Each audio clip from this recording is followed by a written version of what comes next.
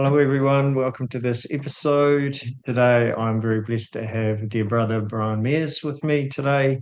Brian's come on to share his love light language, activations, a crazy, galactic, but very grounded, amazing being. So, welcome, Brian. Well, thank you, Jacob. Nice to be here. And Brian and I, we actually don't know each other so well. This is actually our first meeting, um, and on this format, and in this way, we live in different parts of the world, and we haven't met online either. So how I connected with Brian is through his amazing drawings. Yeah, I mean, a lot of people will know, I do light language drawings and art, and Brian's incredible what he brings through. Like I'm really drawn to them and can feel the energetics of them. So yeah, that's why you're here. I feel a big part of why you're here. Well, thank you. I'm grateful it resonates with you so much. So how did that journey unfold for you? As far as getting into light language art, Yeah. okay. The actually we go all the way back to artwork itself. So about 2014, my dad was given a diagnosis of terminal cancer. And at the time here in America, they were producing a whole bunch of or promoting complex coloring books for adults. And they were doing research showing that that was as beneficial as transcendental meditation as far as on the mental state. So, okay, dad's going to pass away. I need to be able to work on my stuff, get a better relationship with death, how to be able to engage with this reality that he's not going to be here after a little bit of time. And so I went to the store, picked out a coloring book, picked up the pad of some coloring pencils, and was standing in line. And I went, I actually never really liked coloring when I was a kid, but I did like doodling. So I put all that stuff back, grabbed a just a pad of paper and a pen, and I taught myself how to draw. I haven't had a drawing class since I was primary school, sixth, seventh grade, something like that.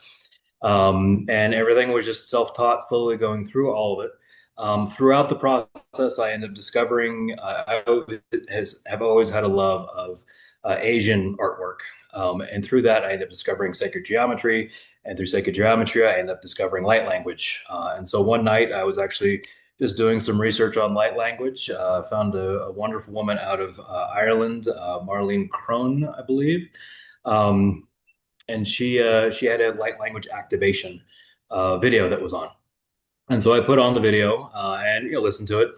4 or 5 minutes later, great, nothing spectacular. Went to bed. Next morning, actually, I woke up and I couldn't speak English. That went on for about 3 days of just being stuck in light language in this constant garble. And I'm a single father of three kids, but the kids were with their mother for that weekend, so just me and the dog. Then I, checked myself to make sure there was, no stroke, no signs of anything overly concerning.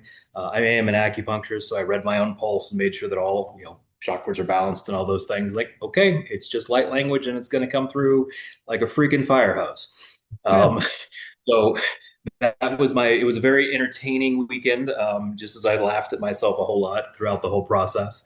And then by Monday morning, I went, I got to go be in front of patients and decided I needed to figure out how to get back into English again. And somewhere in the recesses of my brain, I remember that secondary languages are stored in a different part of the brain than primary languages. So back in high school, I took a couple years of Spanish, spoke a few words in Spanish, and all of a sudden I could get myself back into English again. It was enough to pop my brain back into my normal dialect. And so then the next 6 months or so were this crazy journey of I would say something and my kids would look at me like I've gone crazy, like, oh wait, that wasn't English, was it? Um, and it bounced around and it just this constant flow. And over the years now, I've been learned how to be able to control it and express it in certain ways. As far as coming through on the artwork, at the same time I'm working on the light language, I was started to be commissioned by a couple of my patients. And one of them, called Goddess Grove, was asked by a very lovely human being. And she just said, hey, can you draw this for me? And she wanted like a little 5x7. And I tried to sketch it and that wasn't going to cut it. So I went to an 8x10 and kept going up in sizes until finally I was basically poster board size. Um, and went, well, this is the only thing that this is the smallest I can draw it to have it fit on the space. That piece specifically took me about 120 hours to draw. And as I was drawing it, I was working on the foliage on the upper portion of the tree, and I realized I recognized this. And it was light language that was coming out and overlapping itself to be able to create the foliage in the tree with the leaves and everything else. And that was when it first started getting integrated into my artwork. And then over numerous pieces that I've drawn, I'll start off with a basic outline, and then without fail, I'll find my hand just doing light language script, weaving it in the shadows, putting it as an accent of light, using it as texture, putting in volume, all of those pieces, and it's definitely channeled. There's no everything that comes through me is a vision. There's not a research angles and stuff that I want for models to draw, but it's a totally visionary piece, and where the light language goes is where it wants to go. Mm. I just hold the pen, and either I do stippling, so either it's a dot or it's light language, and that's all that my hand knows how to do when I'm drawing. Mm. And who is doing the drawing? I'm just the vessel. That's all we do. So with the light language, I love what you shared about how it just came on and you know how you couldn't stop it. I mean, I found that with when I first started drawing, not when I started speaking light language, but when I first started drawing, I drew just for hours and it was just on automatic and I was even in my heart and it would get darker and darker and I just carry on and it looked exactly the same drawing it in the dark as it did in the daylight. You know, it didn't matter because it was just flowing through. But getting to the language part, because when I was younger, I used to often say, I don't feel that English is my first language. And I didn't really know Hmm. what that meant to me, you know, like, because English was my first language, but I had this thing saying, and then I find often when I come into certain circles, depending on the people and maybe the intent of the meeting, I just want to speak light language. I don't want to speak English. Like I just Right? so I can really resonate with how you're saying, and I love. I don't think I've had that difficulty to go. Whoa, I have to switch this off. How do I actually speak? So I find that really fascinating. Yeah, it And was an interesting challenge. sorry, I I said it was an interesting challenge to be able to get myself into English and keep myself there. There's actually a yeah. lot of focus that has to happen on a regular basis. And did you find it foreign to speak English again, or was it Uh, okay? like I said, the first 6 months it was stuck, and I'd say light language words instead of English words, and that was quite a few weird looks from both patients and my kids. But then yeah, now what I find is that in between conversations, I'll have light language, clicking of the tongue and whatnot that's happening, just in a sort of my own little private light language conversation, to be able to translate whatever is actually happening with the other person energetically instead of just the words that are coming through. Um, my partner calls me out on it all the time. She's like, "You're clicking again." It's like, okay, it happens. But it's a sort of my translation tool to take the physical expression of being in a human body and turning it into translating it into light that my system understands much better. So you see what's truly going on within the field of someone when they're speaking with you. Yeah, absolutely. Yeah, Yeah. some of it's a litmus test, right? Is this true? Is it not? Usually, I'm using that when I'm in the clinic and I'm talking to patients, right? Do we need to investigate further? But just navigating through the regular day, people hum and bebop to themselves all the time, other songs, and okay, I'm just got my own thing going, and it works out beautifully. So. And have you seen it develop over time, or has that been pretty constant? Oh, it's multifaceted, multidimensional for sure. In drawing light language, I noticed that the music I was listening to would make the script look different. Mm. And once I noticed that the script was different, then I started looking at objects around my home, like a bonsai tree that we have, or go outside and look at certain star constellations, and then do light language, and it would change. And it was very different, no matter depending upon what I was focused on. One there was a couple years ago, I did another podcast where we actually went through a whole bunch of my artwork, and I was surprised myself. I could channel the elements that were in there, and light language would be different depending upon which one was, where I was focused. Um, and then when I'm in my office and I'm working, it comes through as sort of like a wise samurai voice. It's very Japanese sounding in general, as far as the tonal fluctuation of the light language is very much samurai. That's my working light language when I'm in the office and helping people. But when I'm out on my own, it will shift depending upon whatever the environment around me happens to be. And do you have moments where you say, okay, not now, I need to shut it off totally, and it's easy to do that, or is it not so easy? It's at this point in time, it's easy, right? Just practice.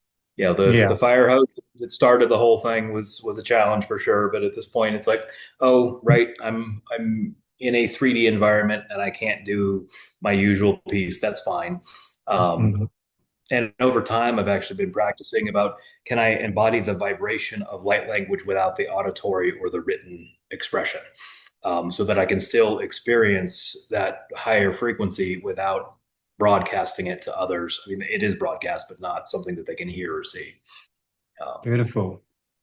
And so have you and done that with breath? Because I have been in a situation where something was going on and there was a young child upset through someone else's expression, and I got guided to bring through light language. But I was like, well, if I start speaking light language, it's just going to stop. It's going to interfere with the whole field. And they just said, just breathe light language out. And so I mhm. just did a deep breath and I could feel the codes coming through and the whole situation. The young baby settled down. The guy carried on talking, so he was honored with his expression and there was no wrongness. But the child that was related to him that was having difficulty had ease, and she was in a nice place and she could still be there in that environment. And I was watching it going, wow, this is super fascinating. Like I hadn't had that before. That's a brilliant transmission. No, I've never actually tried that. It's awesome. Yeah. Yeah, I haven't done it really much since. I find it fascinating how these things just come in, but I love how you talk about the embodiment of it. And with your drawings, are you always hearing light language, sometimes hearing light language, or not hearing light language at all? You're just it's all written and drawn and expressed through that way. How does that work for you? It, it, bit of all of those options. So when I'm just starting on an outline and stippling the outline in space, then light language is usually pretty quiet because I'm just trying to put the framework. But then I know that it's time to move into light language because I start hearing it and my hand stops wanting to do dots and starts getting a little bit more scripty, even with the dots. And instead of having a nice, pretty line of them, they become scripted across, and, in a irregular fashion, as far as like what a line should look like. And that's all right. Okay, so we're going to switch over to the light language, and we will do that, and I'll plot back and forth a little bit of shading with this, and then we'll pop over, and then there's some light language, and there's a relationship that I've developed with the artwork about, oh, it's not time to bring light language into this component yet. I have to build the field to be able to contain that expression.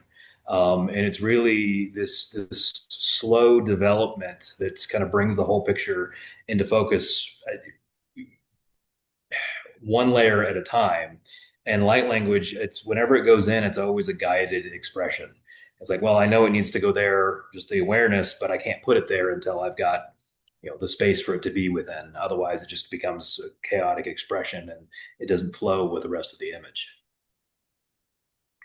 So what happens with you when you're not bringing through the light language? It's a deep meditative state, right? Just if I'm just doing stippling and just the drawing piece, it's just a deep meditative state. I still have 3D life. I still got things I got to deal with and focus on, and that's usually the time that, oh yeah, bills need to be paid and got to take care of this kid for that thing. Just processing through that to quiet the mind, and then light language comes through. So,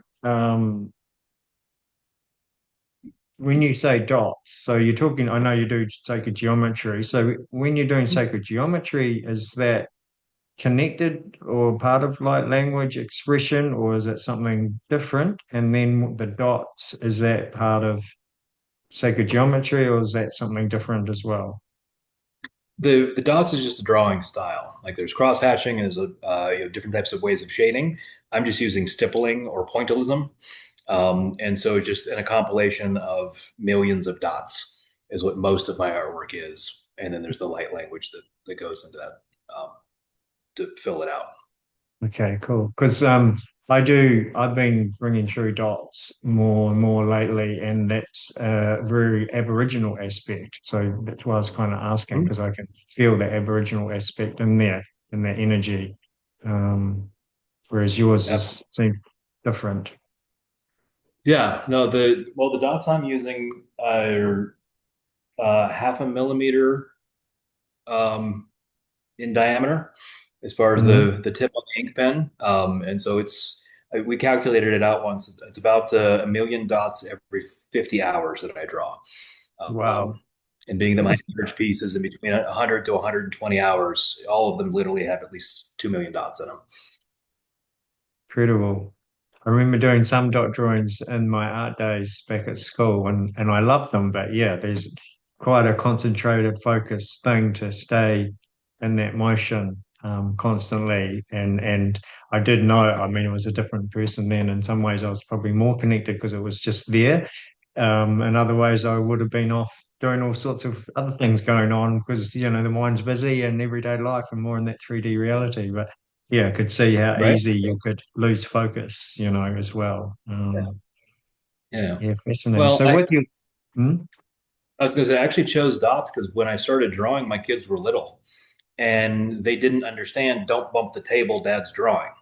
So if I'm trying to draw a nice long straight line and they bump the table, now the straight line's got a 2-year-old wiggle that's been created by it. But if I'm doing pointillism and it's just a whole bunch of dots, a little bit of a scribble, it's just a slightly larger dot than all the other ones, and nobody notices it. And that's actually, it was a function of having young children while I was drawing, is the whole way that pointillism came into my expression. Divinely guided. Exactly. They're wonderful teachers, aren't That they are. 10,000 lessons a day. they? So with your drawings, do you have a vision, a part vision, a full vision? Is it stages? Because your drawings take a long time because they're, massive and incredible. Yeah. Well, thank you. It depends upon the piece. Um, some of them I've actually seen that as just one flash, and I saw the whole image, and then I spent 100 hours trying to figure out what the heck the image was, and slowly defining. Right, I've got the image, and actually it was I don't remember if it was Beethoven or Mozart, but one of those two was recorded as saying they could hear the entire concerto in one moment. And when they wrote out the concert, they were just teasing out the momentary flash of awareness into what we know of as the piece of music that they wrote. And that's what these pieces have been, or some of them have been. It's just I see the whole thing, but I have no idea how to create it. As far some of it just I didn't know how to draw water in an example for one of them. So all right, I got to go teach myself how to draw water before I can draw a wave because I know there's a wave in the piece that I saw in the vision. Other ones show up as just it's an energetic expression that has to be there. And so I have a basic outline of the energetic expression, but then through the creative process, it slowly fills in with detail. The best example of that one I can think of is one that's called the Guardian. It's a gigantic turtle dragon with two trees of life coming up off of its back, and I saw the image of the turtle dragon, but I with trees on its back, but the rest of it filled in very slowly as I was working on it, and it has all the planets are represented in it. It's got sacred geometry. It's got strong links to Orion, which is where I, through the drawing process, I learned it was channeled from.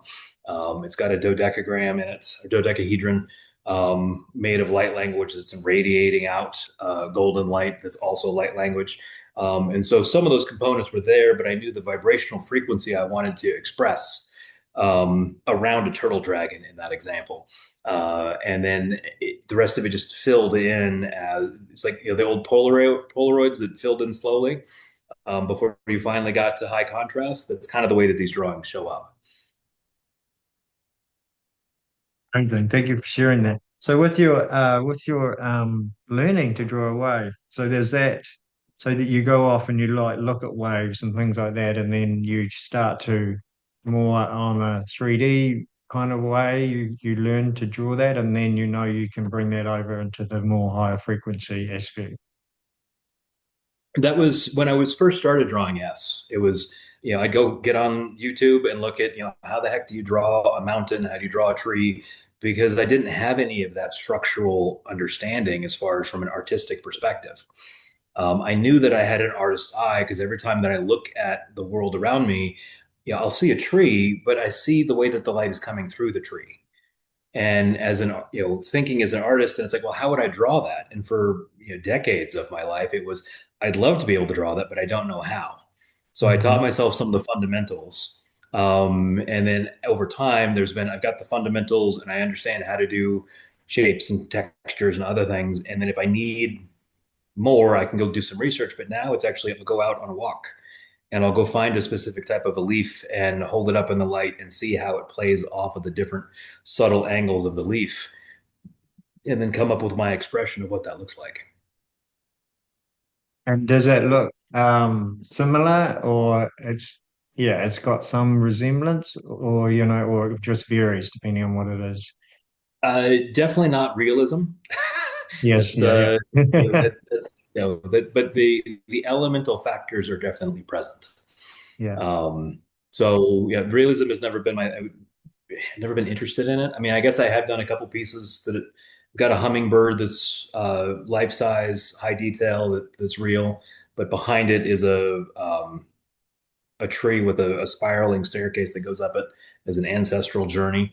So the hummingbird's real, the rest of it's not realism, Mm. but surrealism for sure, right? There's a not like Dali, Salvador Dali, but just things that you wouldn't expect to be put together.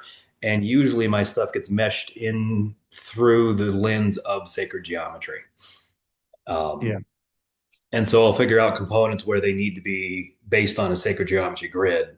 And then I'll create within that sacred space. And your sacred geometry journey, do you want to share that with Hmm. us? That was fascinating because it was early on. Well, about a year into drawing was when it first showed up, and I'd seen it in other places and whatnot, and finally look, it was actually the food dogs that they have out in front of the Asia, or the Chinese temples. One of them has its foot on a three-dimensional flower of life. And so I looked into it. This is pretty cool. Did some research, understanding what that was like. And at the time, three kids, all young, we didn't have a compass in the house. So I actually grabbed an old coin from when I went to China that had a hole in the middle, and that was my circle. And I traced the coin 1,000 times, or not, that's an exaggeration, 100 times, to be able to make a grid and just started playing with base form sacred geometry. But in going through that and actually then outlining it with a pen, I actually feel my brain start to rewire. And I'd feel things start to rearrange just subtly. It's almost just like, everything's in the same room, but now the furniture's in a different orientation. And everything started sort of sorting itself out and moving into a direction that really allowed better clarity and better communication. And then I started expanding sacred geometry into more and more complex expressions of it. And then got to the space that we kind of went free form I know this is an auditory podcast, but the piece behind me here, right, this gigantic Vesica Pisces in across that whole piece, and then it's another form of sacred geometry that's radiating off of it. Um, and so it was an interesting journey, and I've never really left it behind. But now I use it more as the components of making sure that everything is balanced within a piece. And then we'll put in spirals, we'll put in other expressions that can come from sacred geometry, but it's really the framework that the light language builds itself upon nowadays. And so with the sacred geometry, it's a deep feeling that you know where to put things. Like you just it's in a knowing, or do you have a quite a strong intellectual understanding of what sacred geometry is, and you bring that energetically through, or how does that work? I think yes. I intellectually, I studied it a whole lot, understood a whole lot of those pieces, and when I have the visions of what's there, I see the outline grid that's in sacred geometry as well. And so I've got the overlap of both the knowledge and the visionary gift, and then how to translate them to meld them together into a piece is what that uh, is the process. And have you brought through sacred geometry in your drawings that you haven't seen anywhere else?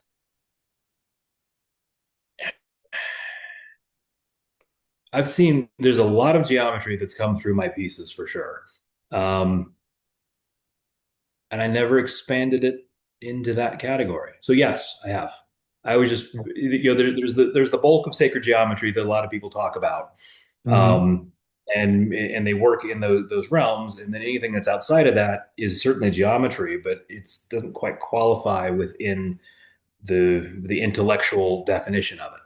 So until you asked the question, I was thinking about it from the intellectual definition of it, instead of the expression of the sacred geometry and the golden ratio. Absolutely, but there's another twist in that space that I haven't seen anywhere else.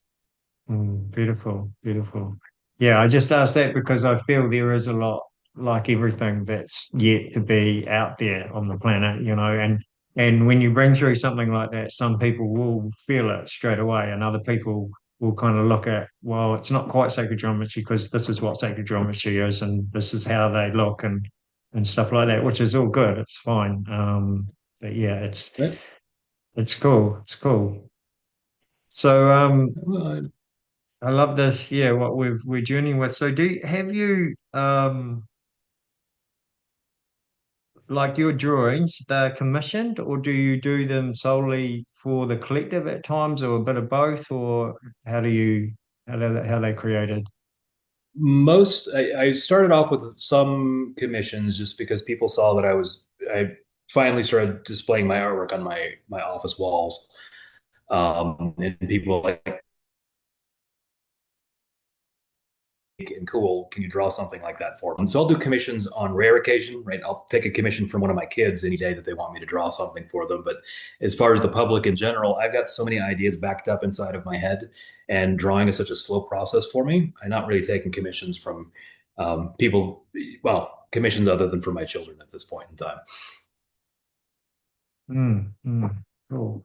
And have you helped people awake those things in themselves, or that's not your journey? Sorry, the video cut out there for a second. Can you ask the Have question you again? assisted other people to kind of come into this line of work and be artistic in this kind of expression, or that's not your journey? I haven't been called to do any art training or educational videos or anything like that. Hmm. Um, no, it's just been sharing the channel that I'm able to be a recorder of. I use light language in my office every now and then for folks that need to have something cleared out of their system, removing entities and whatnot. But it's never the drawn style; it's always the auditory for them. Um, but yeah, there's no, I don't. I haven't thought about teaching light language or artwork at all. So Well, it's a huge gift what you're doing, I can really thank you. feel the energetics of your expression and the authenticity and everything in it. So you've got a conference coming up. You want to share about that? Yeah, absolutely. Thank you. We've been planning it for a little bit over a year now. There's a conference called Light Language Conference. It's actually, we just recently turned it to a streaming online version of it. We're going to have 18 different presenters from all over the world. There's a woman from Thailand, there's a handful from the UK and Ireland, and everybody else is United States based. It's May 30th through June 1st. Lightlanguageconference.com is the space to be able to go. And I apologize, I didn't look up the conversion rate as far as what it would cost in New Zealand versus the United States, but it works out to be about $9 per presenter. And each one of us are, you couldn't see any of us for that amount on a regular basis. Being that it's online, we're actually offering free replays as well, so people don't have to give us an entire 3 days to be able to watch it all as one group. Nope, watch the people you want, and then you can pick through the rest of it and see what's there for you. But we've got everything from light language of money. I'm doing a presentation on my artwork and the how light language is infused within it, and also my journey of sharing my artwork, because that's a very vulnerable space for a lot of people to be, of saying, here's this thing that came through me, and it's part of my soul and it's part of my light, and just putting it on display is there's a rawness that can show up in that, and the transition from I would happily be a hermit up in the mountains and never talk to anybody, for a strong introverted self. And over the years, I'm like, okay, I have to work on an extroverted personality that I can actually engage with people and share this thing that I know, because it doesn't do anybody good if I know it, right? It only does good if it's able to be shared. So that's part of this podcast, actually. Other presenters, very powerful men and women. There's one gentleman who's he has an entire collective.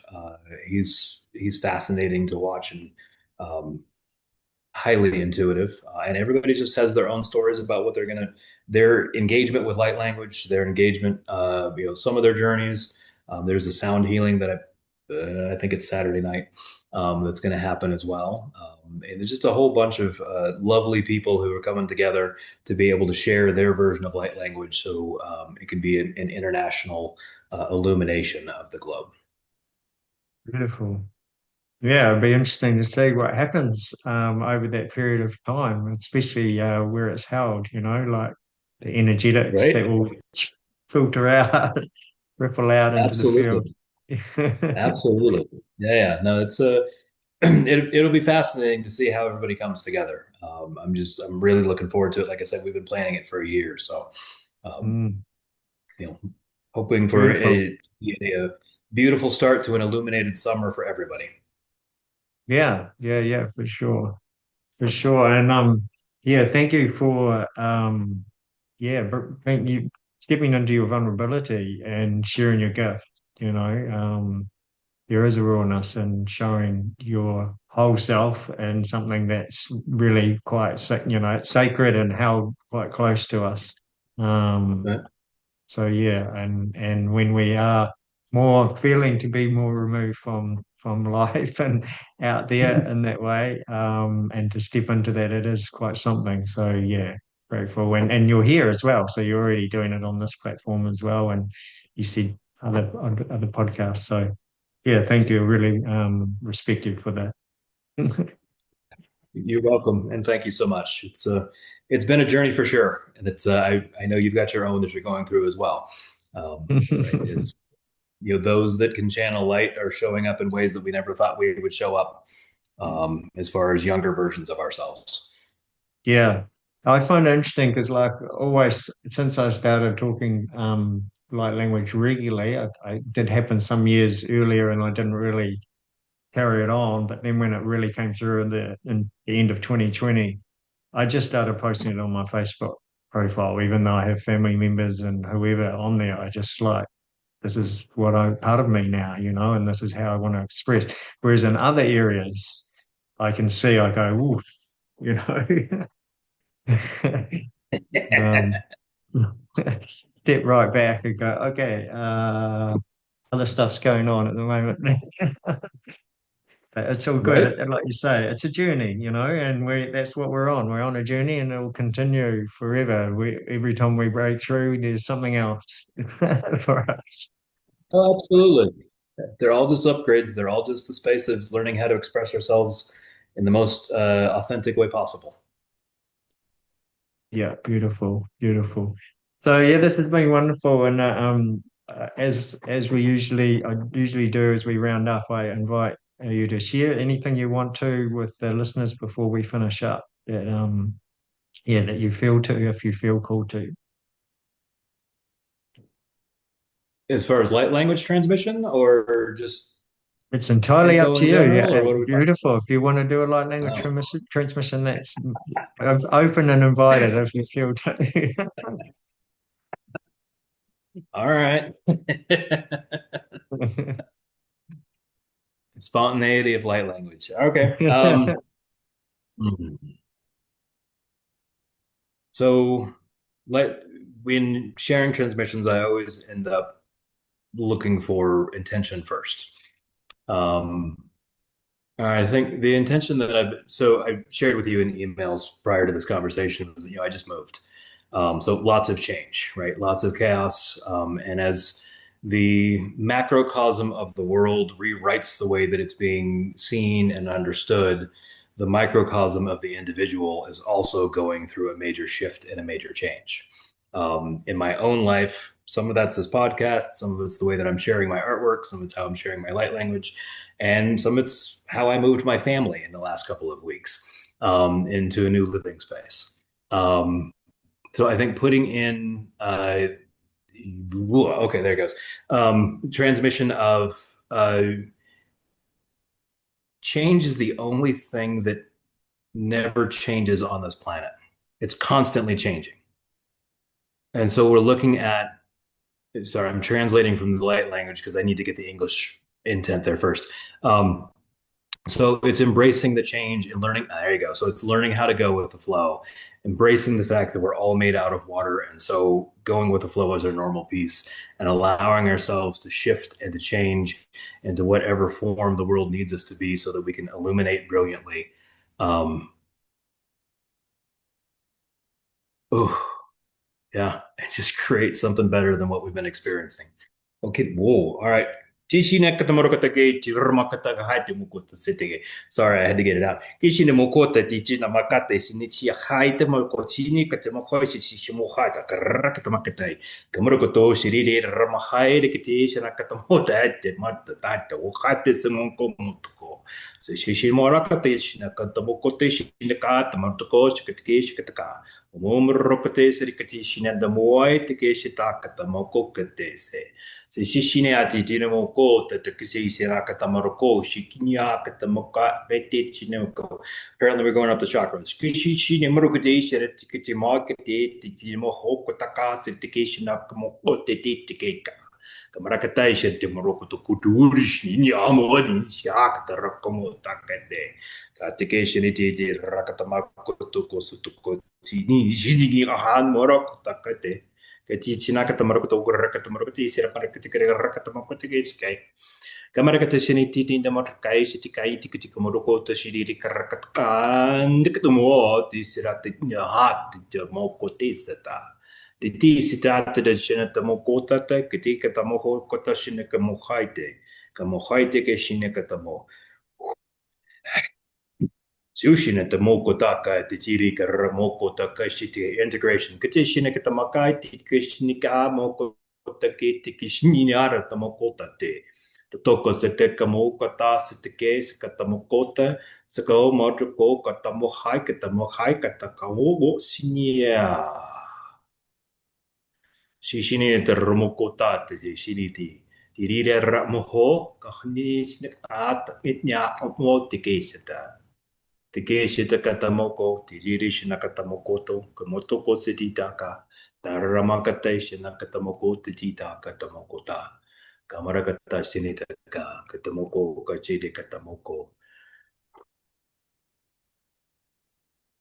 Well, that was a lot. Wow. Okay. Change is our natural state. The energetics, just as a translation from my own experience, was the space of clearing off the old stories, the things that we hold on to keep ourselves safe, the things that the ego wants to align to be able to hold onto the structure that we're comfortable with. And in clearing that away, then the chakras needed to open up and have each one of those cleaned, going from, going, yeah, no, from the root to the crown. And then we went back into Earth Star and Soul Star, the ones that are 12 to 18 inches above us or below us.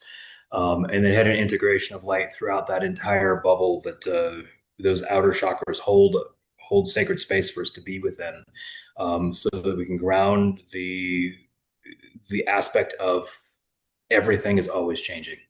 And so we can get out of our own way and we can really embrace that change and go with the flow. Um, just the natural flow of life. And then a closing prayer. Okay. There you go. There's the translation. Wow. Thank you. Thank you. Thank you. It was Wow. beautiful. Yeah, it was powerful. It's Absolutely. fascinating because I felt all my cells open up my whole being and I was just like lifted, lifted, lifted, lifted, lifted, and really open and expanded. And then it just came into this more groundedness and it just kind of come back in. It wasn't like it contracted, but it just came into this peaceful serenity. And I felt it just be embodied and really grounded down into my being and body and just present with it and feeling the shifts. Yeah, it was really beautiful. Really, really, really grateful, Beautiful. brother. Beautiful. Absolutely. Wow. Thank you for that opportunity. That was fun. Yeah, it's been great. Really great to have you on. And oh, I wonder how our listeners are doing. And also, I'm going to be super fascinated to see how the transcriber read that like language transmission because it's quite amazing what it does read actually. But yeah, how it interpreted that, I'm not sure. So I'm quite fascinated to see that. It can sometimes be really entertaining, and other times you're like, yeah, we'll just remove that out of there. But yeah, no, translators they don't like light language at all for sure. Yeah, no, no. I have had other transmissions in some podcasts, and I've done light language myself. And I actually can't remember what they presented actually, but this is the longest one. It was really, yeah, it was awesome. I found it from Okay. memory. Yeah. Thank you. Thank you. Thank you. All Absolutely. right. My pleasure, my friend. It's brilliant having you here. Thank you, listeners, for joining us and yeah, connecting in. Grateful for you all and may you journey well and we'll see you next time. Much love. Thank you, Jacob.